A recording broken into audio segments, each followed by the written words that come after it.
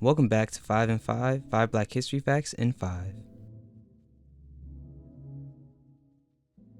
The Harlem Renaissance was a groundbreaking cultural explosion in the early 20th century, making the first major black artistic movement in the United States. Centered in Harlem, it brought together musicians, poets, painters, and thinkers who reshaped American culture. Jazz clubs pulsed with new rhythms. Writers like Langston Hughes and Zora Neale Hurston gave voice to black experiences, and bold fashion and visual art redefined style and identity. Beyond creativity, the moment fueled political thought, inspiring new conversations about civil rights, racial pride, and the future of Black America.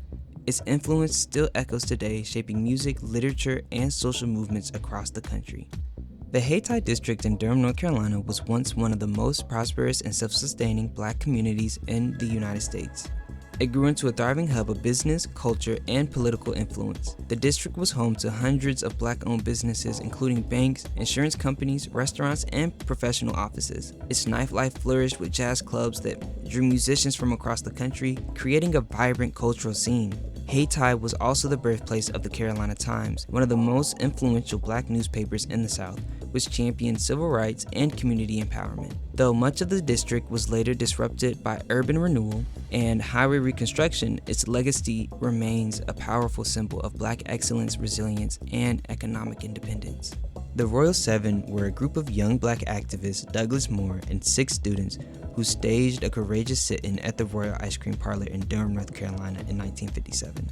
At a time when segregation was still deeply enriched, they deliberately sat in the white-only section and refused to move.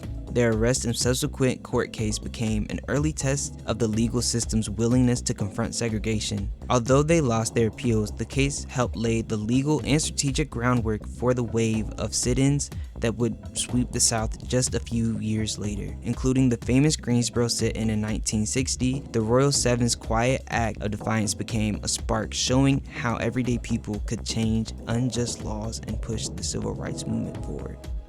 Sam Jones, a proud NCCU Eagle and one of basketball's most decorated legends, made history as the first black player ever drafted in the first round of the NBA when the Boston Celtics selected him in 1957. Known for his clutch shooting and unstoppable bank shot, Jones became a cornerstone of the Celtics dynasty. Over his 12-year career, he won 10 NBA championships, second most in league history, helping define what greatness looked like in professional basketball.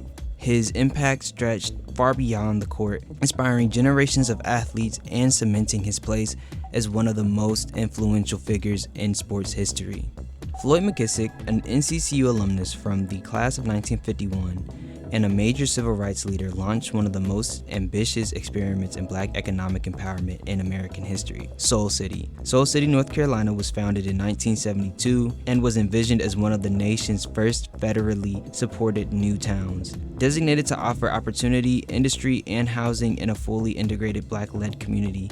Backed by federal funding and driven by black enterprise, McKissick imagined Soul City as a blueprint for economic independence, complete with schools, factories, healthcare facilities, and modern infrastructure. Although the project ultimately faced political resistance and funding challenges, Soul City remains a powerful symbol of visionary black leadership and the belief that communities could build their own future from the ground up. This was 5 and 5. Don't forget to follow us on all social media and subscribe to our YouTube. I'll see you next time.